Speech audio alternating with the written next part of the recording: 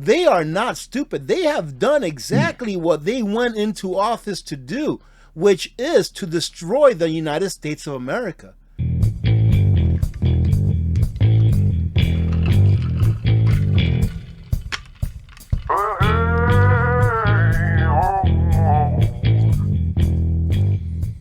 So let's talk about the sheriff that had a conversation with his constituents in Ohio.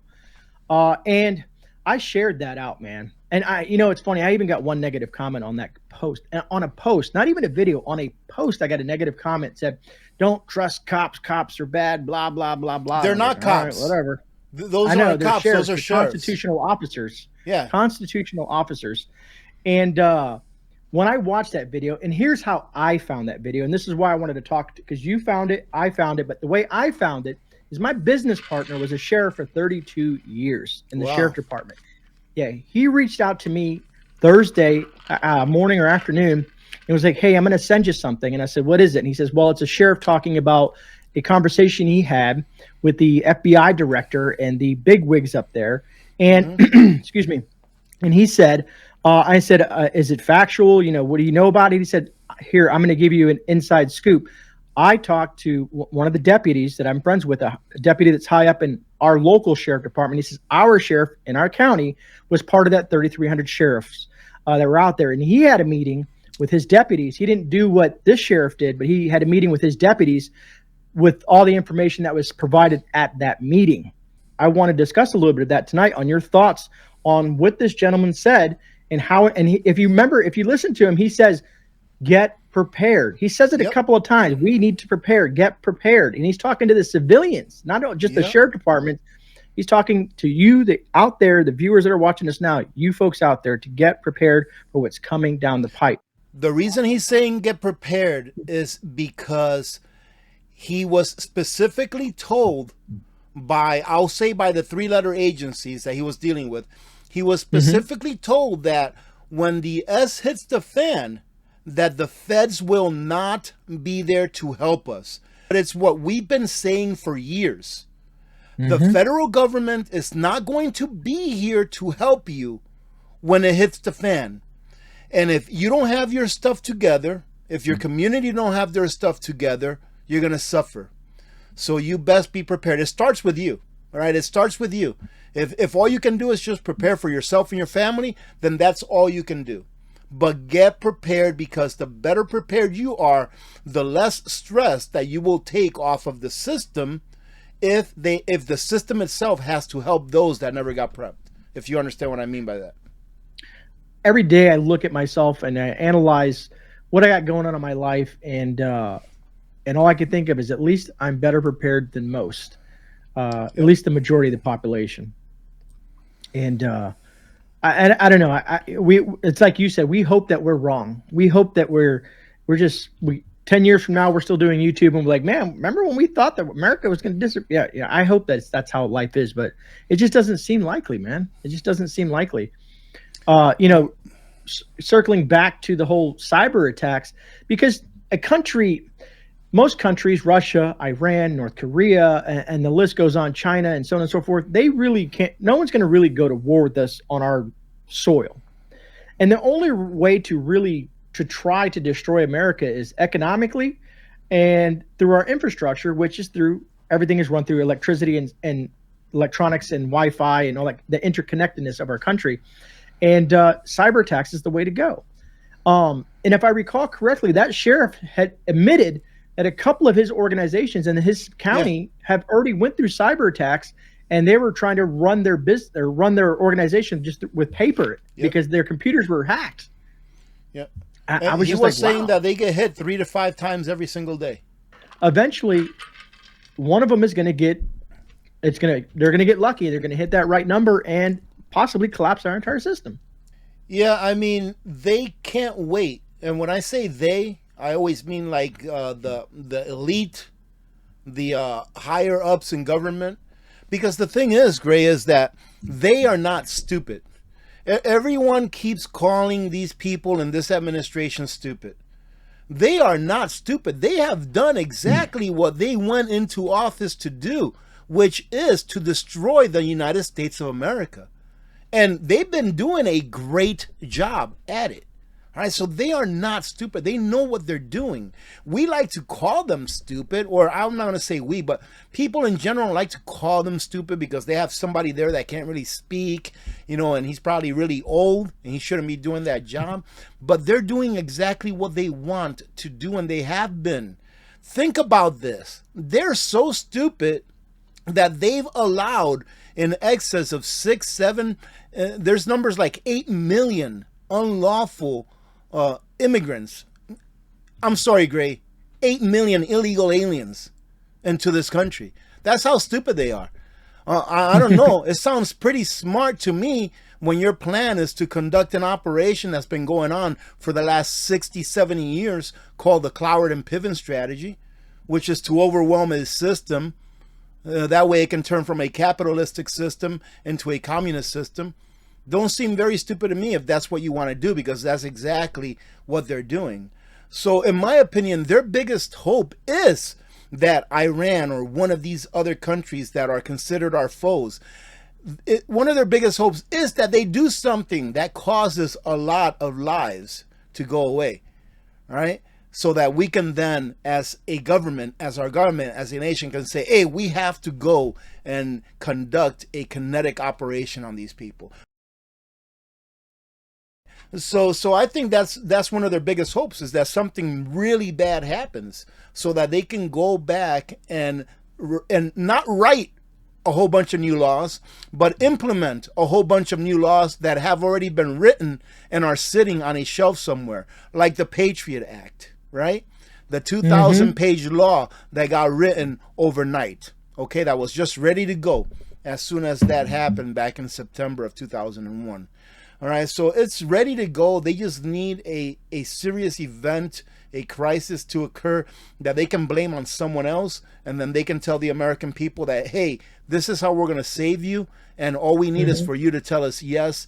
And being that 60+% of Americans live paycheck to paycheck, if something happens that's severe enough that disrupts their standard of living for a long enough period of time, they will say yes, and they will therefore accept their enslavement furthermore than what we already are enslaved, just so that they can get a little bit of relief from that same entity that caused the problem to begin with. Absolutely. What do you think of the question that South Florida DCL poses? They can make anything they want legal. The question is this: is it lawful? Right? If it's not in the Constitution, it's not lawful. All right? But the government can make anything they want legal. And the problem with that is this, is that there's too many rank and file personnel in our 3-letter departments, in our military, in our police departments, even in our sheriff's departments. There's too many rank and file personnel that don't know the Constitution. They haven't read the Constitution. They don't even know their basic 10 amendments from the Bill of Rights. So if they don't know this and they're being told to do something by their leader and being told that, hey, it's legal, well, they've never been taught what lawful is. So we have to teach our children the difference between legal and lawful. Our Constitution is not something that someone sat down and said, this is probably a good idea for us to do this and that, and they just came out of it from thin air, right? No, we had some people that were very smart, that tried to look out into the future, that looked at their situation at the time and said, listen, every man that is born, and when I say man, I mean women too, right? Man, right? Every man that is born has the right to say what the heck they want to say, as long as it doesn't hurt someone. That's where the phrase of don't scream fire in a theater comes from, right? So if you're in a theater and you scream fire, then someone's going to get hurt. If there's not a fire, then you're liable, right? You have the right to practice whatever religion you want, right? And that's a natural law. Why? Because your biggest right, in my opinion, your biggest right is your own property right. It's your property rights, and you are your own property. So you should be able to say whatever you want. You should be able to pray to whoever you want without prosecution, all right? And then let's just take it to the Second Amendment, and I'll stop because I can go for a few more. All right? The Second Amendment has nothing to do with guns. The Second Amendment, ladies and gentlemen, has nothing to do with guns. It has to do with self-defense. That's what it has to do with. And that is a natural right. It is a natural right that you do whatever you need to do in order to defend yourself from harm being caused to you by someone or something else. It just happens to be that one of the best tools that we can use to defend ourselves are guns. Why? Because take a look at history. Take a look at history and try to ask over 300 million people that have been democided over the last century or so. The only problem is you're not going to be able to ask them anything because they can't answer anymore. I did a video on this a while back. The CDC did a study. Well, they contracted an independent company to do a study on gun violence, right? And they concluded, and this was never really published to the public because the government did not get the results that it wanted, right? But this study concluded that on an annual basis, anywhere between 500,000 to 3 million times on a yearly basis, an American citizen uses a firearm to protect themselves against assault of bodily harm. Okay? And then you compare that to the 300,000 annual instances where a crime was committed with a firearm. So you compare 300,000 crimes that were committed with a firearm against 500 to 3 million times where a citizen protected themselves against a crime. I believe it was about 300,000 times that a firearm was used by a female in order to keep from being, abused. You know what I mean? Florida has fake constitutional carry.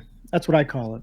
We have permitless carry. So we're allowed to carry a firearm without a permit now, as long as you have your license with you. I don't say this because I want it to happen, but in a way I do. Because our government right now, unfortunately, is so corrupt that the only way that we can change it is to starve it. And as long as the government has the ability to create its own money out of thin air by stealing your wealth from you, it will continue to have power over we the people. Whereas the way that this government started and was meant to be was for the people to have power over the government. And even though that walls are racist, there's walls separating the lawn of the White House from the public to which it's supposed to be serving, right? But this government, they have so much power. And the only thing that gives them that much power is the printing press. Forrest wrote, "Are Chinese hackers preparing to wreak havoc on the U.S. critical infrastructure?" And Forrest, absolutely. They're already embedded in our infrastructure. They're already in the systems. Yeah, they're just waiting for the right time where they feel that it's going to be, they're going to get the most bang for their buck. They're just waiting for that. To answer that question, because that was the title of this live stream, and absolutely, like I said, it's not even us saying it. These are the big wigs saying it. These are all some top government officials, sheriffs, and a lot of other folks have been discussing this. There's so many red flags. It makes 9/11. It dwarfs the information and the stuff that came from 9/11. It's making it like, I'm not trying to take away from 9/11, but what I'm trying to say is that there's more red flags going on right now in regards to our critical infrastructure and cyber attacks than ever before. It's that bad. Stop your fear mongering, man. Stop your fear mongering, okay, Greg? Because I'm not. That's not what I'm here for. Goodness, some people are still that asleep, believe it or not. Yeah, a lot of people. I talk to some people that are in security and stuff like, there's just no way. There's just no way that can. I was talking about to someone. I was like, hey, when the sheriff was talking, he was talking about drone attacks and how drone attacks have been used around the globe. And he's like, the sheriff said that there is no really offense or defense from the local and state level. And I was like, that makes absolute sense because anybody can buy a drone at this point. My buddy was like, well, they have drone-free zones or something like that. I said, man, if they have a big enough drone and they're flying it and they're trying to commit havoc, regardless if it's a drone-free zone or not, the inertia as they're flying this thing, the inertia of it can still possibly hit near or at its target. Common Sense Preparedness said, how long can you store boxed cereal for? I've had some ideas, but I'd like to get your and Rudy's perspective on it. Forever. as well. Box Forever. cereal. I guess like Lucky Charms and stuff, huh? If well, the drier and the less fatty it is, the longer it'll store for. The longer it'll store for that you can eat it, because you can store anything for as long as you want. Are you going to be able to eat it though? That's the question, all right? So I remember years ago I did a payday prep, and then I actually put it away in a 5-gallon bucket. I went to the commissary when I was still working on base, and I bought a whole bunch of Frosted Flakes, Kellogg's Frosted Flakes, and that cereal. And I also bought a whole bunch of Cheerios. Now, those cereals are excellent for storing long term because they have almost no fat in them, and they're extremely dry, meaning they don't have any nuts or nothing like that. They're very, very dry. And the drier that something is and the less fat that it has, if you properly store it, i.e. a Mylar bag inside a 5-gallon bucket for protection against pests and stuff like that, oxygen absorber inside the Mylar bag. If you live in an area that has high humidity in the air, put some, what's the name of those little packets I always forget that suck up the moisture? Desiccant packets in there along with your O2 absorbers. You seal that up, man, that's going to be good. Probably outlive you, right? Every once in a while, I've been giving myself, like on the weekends, I'll have a cheat day where I can have carbs, but I don't go crazy. But, you know, I have a little bit, like I had cereal last weekend, and I had some cornflakes. And nice. Those cornflakes were probably about 4 or 5 years past their best buy date. Absolutely nothing wrong with it whatsoever. Nothing wrong with it at all, right? And that was just coming out of its original package. I had not put that away for long-term storage. Little Lone Prepper says, besides a massive power outage or an attack, what else would signal that the crap has hit the fan? Right now, the S is hitting the fan for a whole bunch of people in the United States. It's just not you, right? There's a whole bunch of people in the U.S. that are homeless, right? That are becoming homeless, right? That aren't going to have anywhere to live, that aren't going to have a way to feed their family. For them, the S is hitting the fan. I think what you may be asking is, systemically, how will we know when the S has hit the fan, systemically speaking, meaning nationwide or worldwide? We'll know. You will know 100%. The question should be is, do I have a plan in place for when the S hits the fan? What's the first thing I'm going to do? What's number 2? You know, do you have a plan in place of what you're going to do? A, B, C, and D. That's really the question, because eventually it will hit the fan, either on a personal basis or a community basis or a state or a national basis. It will hit the fan eventually. I'm just checking on something. Someone said something about a CME, so I'm on the spaceweatherlive.com. M9 solar flare will with Earth-directed CME. Yeah, it's going to be, we'll just have a little bit of interference. It's not going to be the end of the world. And M9 is right below an X. And when you're looking at an X and really high X, that's when you really have to start worrying. Yeah. I was going to say, I get to use my preps now. No, thank you very much, ladies and gentlemen, for being here. Thank you, Gray. And if you're looking for the best freeze-dried food in the market, check out Gray's link down below, because don't you have a sale going on right now where you're giving like 15% off? Yeah, it's called Slay the Day Bucket. Yeah, go check it out. Gray Man's Bucket. You get the Gray Man patch along with that bucket. Use Gray 15 for the code. The links are in the description. You go to my affiliate links. It'll say, all you have to do is look for Nutrient Survival. Click on that. It'll take you to my landing page that they designed for me and my community members. If you're looking for, like Rudy said, it is probably one of the best freeze-dried foods on the market, folks. It's the best there is, man. It's the very best that there is. Don't get me started, all right? I'm going to order some more Red Feather brand butter in a can. Oh, my God. I have that on my wish list, Rudy.